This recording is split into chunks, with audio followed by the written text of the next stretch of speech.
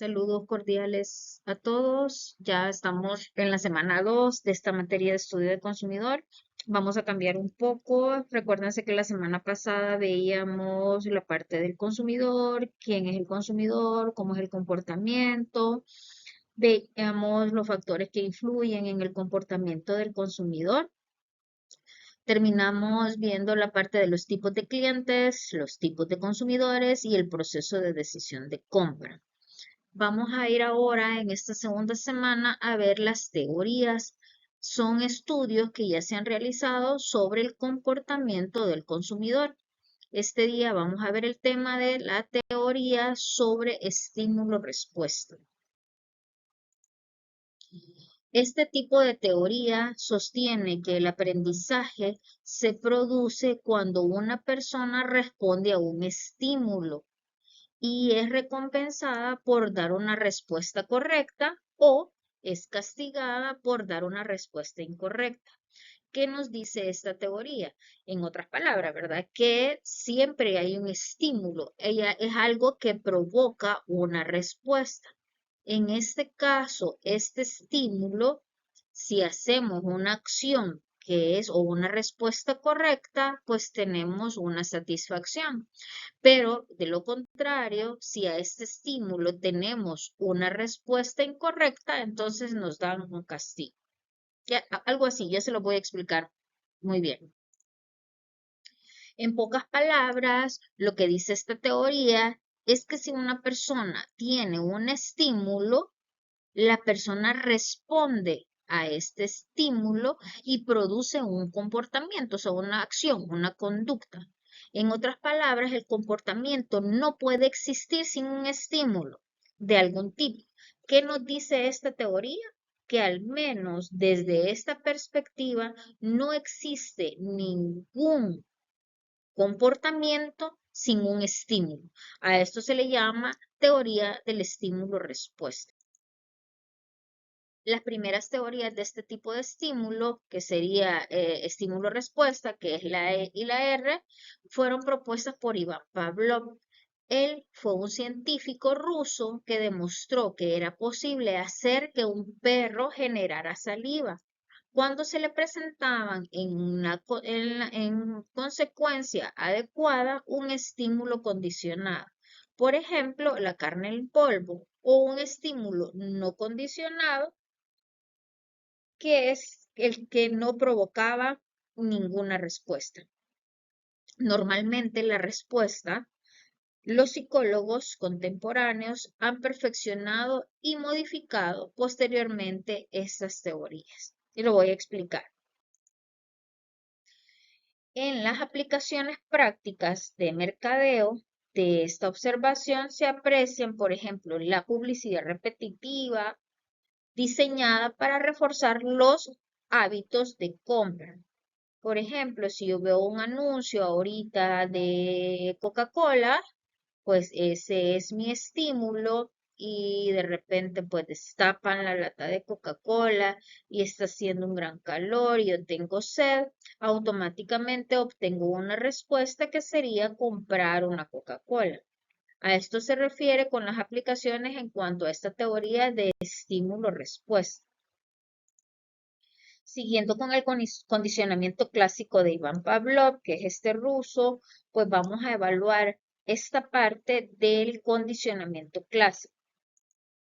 El condicionamiento clásico presenta el concepto de estímulo-respuesta de una manera muy concisa, ya que demuestra cómo un estímulo puede producir una respuesta predecible y consistente en un sujeto con muy poco esfuerzo. Hablamos del condicionamiento clásico. Es inevitable, en este caso, cuando hablamos del condicionamiento clásico, es inevitable dejar de pensar en Iván Pavlov y en sus perros. Les voy a contar un poquito qué fue lo que hizo él. Pavlov condicionó un grupo de perros para que comenzaran a salivar cuando escucharan sonar una campana. Para lograrlo, lo que hizo Pavlov fue que empezó a, eh, a tener un estímulo incondicional. En este caso era la comida del perro. Cuando les presenta este estímulo incondicional, los perros salivaban.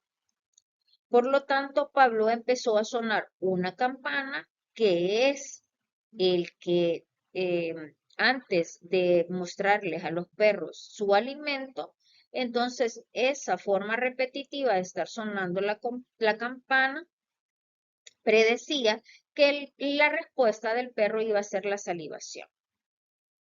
Con el tiempo, la salivación se había convertido en una respuesta condicionada a los estímulos condicionados, en este caso la campana.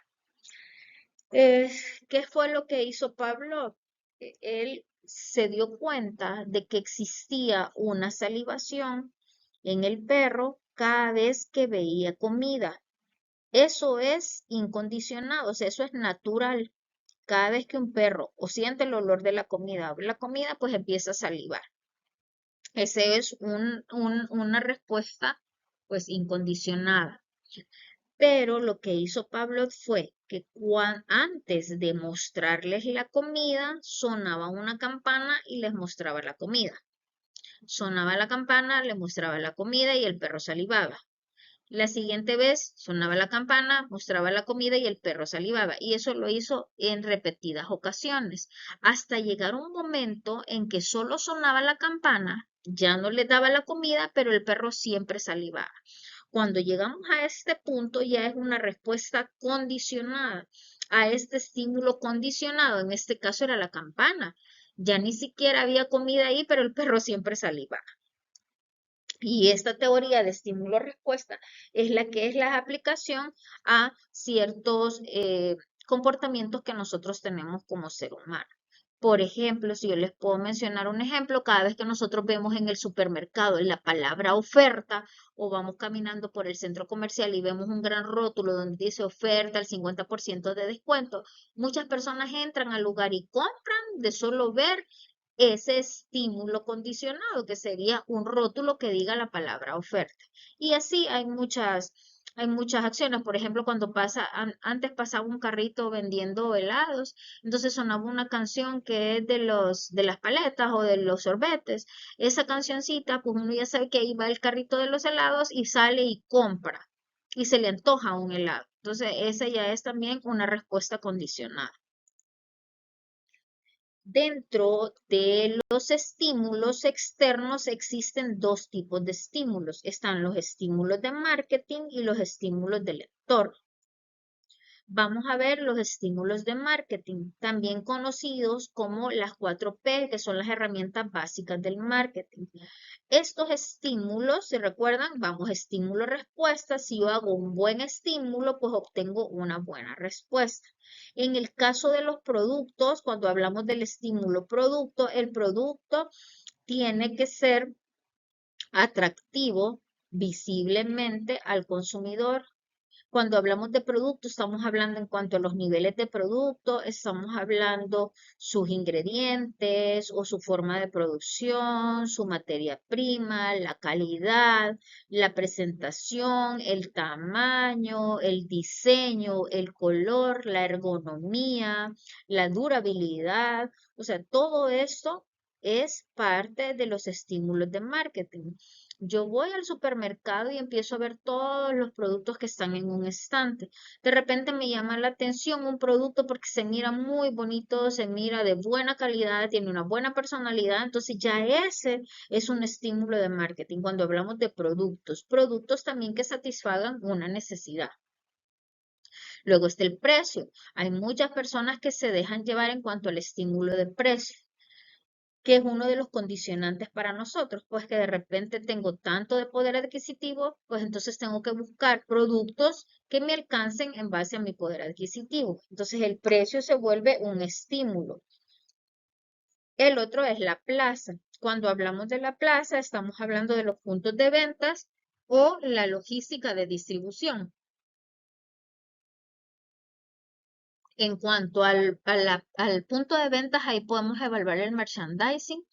El merchandising del lugar nos habla sobre la iluminación, la colocación del producto, el orden, la limpieza, el aseo, el olor del lugar, la ambientación, la música de fondo, la presentación del vendedor, la, la vitrina, por ejemplo, del lugar de ventas, la colocación del producto, todo eso es la plaza. Y eso, no sé si ustedes han entrado a lugares que solo de entrar y ya quieren comprar los productos, o solo al entrar y se sienten como bien tranquilos y satisfechos de estar ahí, quieren estar siempre ahí. Esos son estímulos de marketing a través de la plaza. O en los canales de distribución, por ejemplo, yo compro en esta empresa porque me llevan el producto hasta la casa, o yo compro en esta empresa porque hay varios puntos de venta y entonces estoy accesible a ellos y puedo llegar y hay parqueo. O sea, esos son estímulos de marketing que nosotros tenemos que estar preparados dentro de la empresa para poder atraer a los clientes.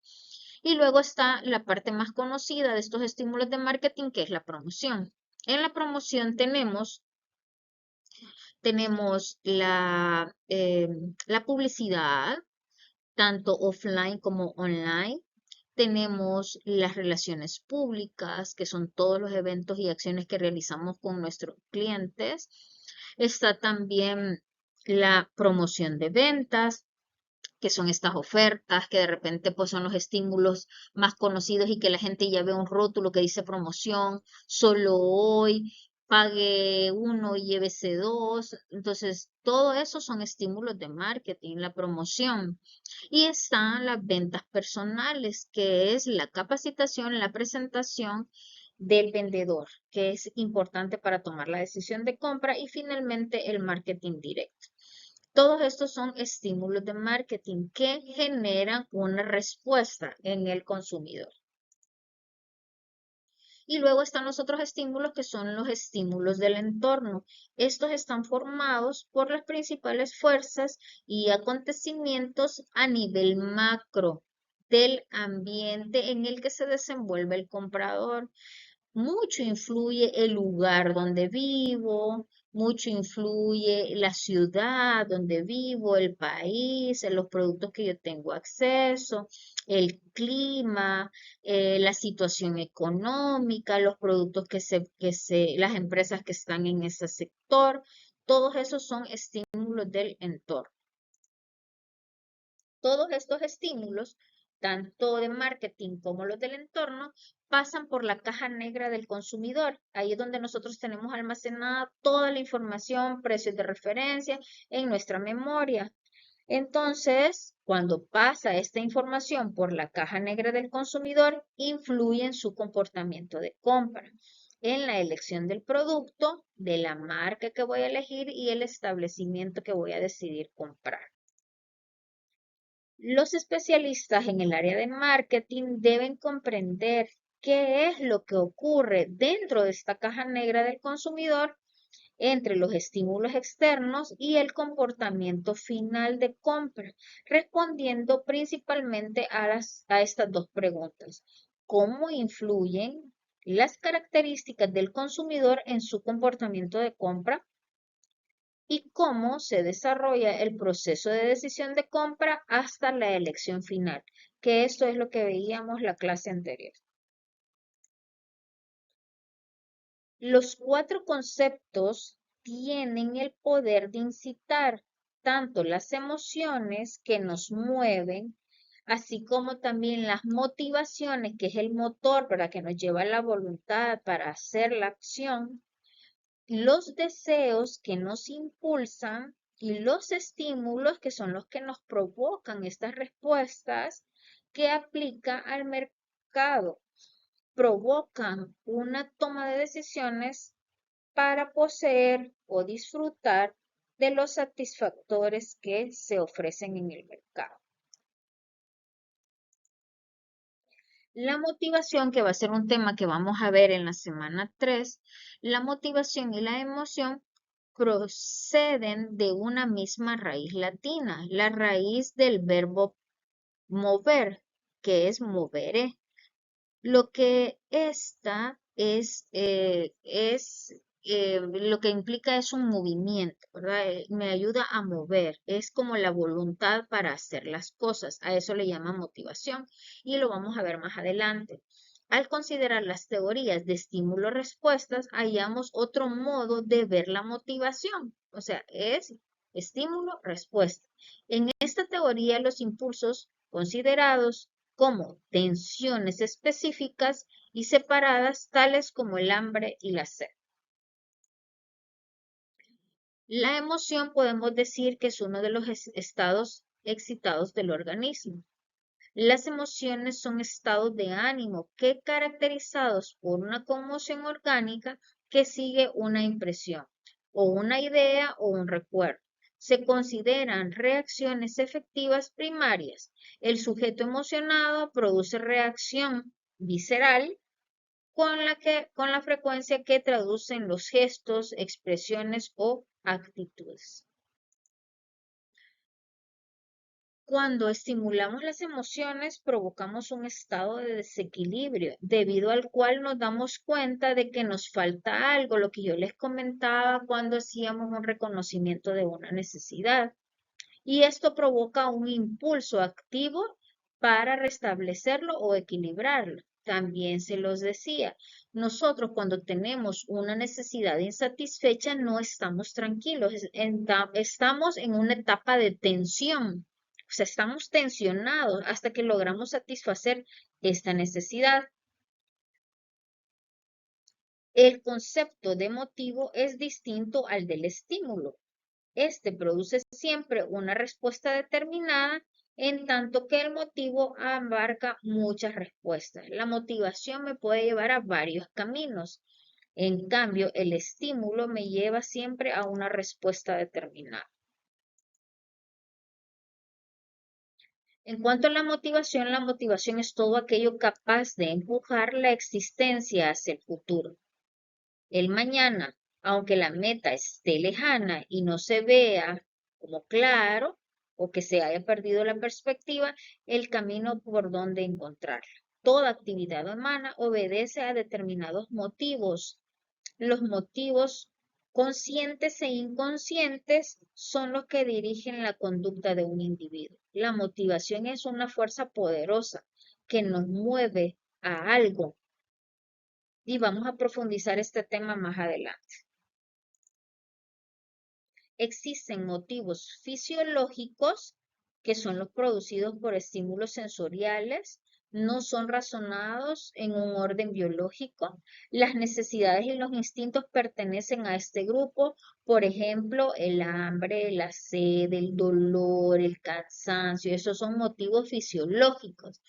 De repente yo acabo de comer, ¿verdad? Hace como una hora, pero empieza mi estómago a hacer ruido y ese es un motivo psicológico, el hambre. O de repente empiezo a sentir seca la boca, la lengua, entonces ese es un motivo fisiológico. Y entonces tengo la necesidad de sed. Esos son los motivos fisiológicos. Y también existen los motivos conscientes. Estos se llaman así porque hay cierto conocimiento, no obstante, no puede decirse que sean absolutamente razonados, ¿verdad? Los conscientes. Hay motivos que entran en la denominación de motivos lúdicos o sociales. Son aquellos que buscan en sus reacciones con, por y ante los demás, tales como el deseo de competir, el de cooperar, el de obtener un prestigio, el de destacar, el de ser reconocidos, el de dominan la vida social del individuo. Esos son motivos lúdicos o motivos sociales, ¿verdad? La aceptación del grupo al que pertenece. Y finalmente están las motivaciones o los impulsos de compra. Estos son estados mentales a causa de la naturaleza como tal de los seres humanos que les explicaba, que reproducen o tienden a producir una acción voluntaria tan fuerte que se traduce en realidad en un acto si no hay algo que lo contrarreste. O sea, son tan fuertes estas motivaciones que nosotros llegamos a estar tranquilos hasta que satisfacemos esta necesidad a través de una compra de un producto o servicio. Esta es la teoría sobre estímulo-respuesta dentro del comportamiento del consumidor. Muchas gracias por su atención y bendiciones.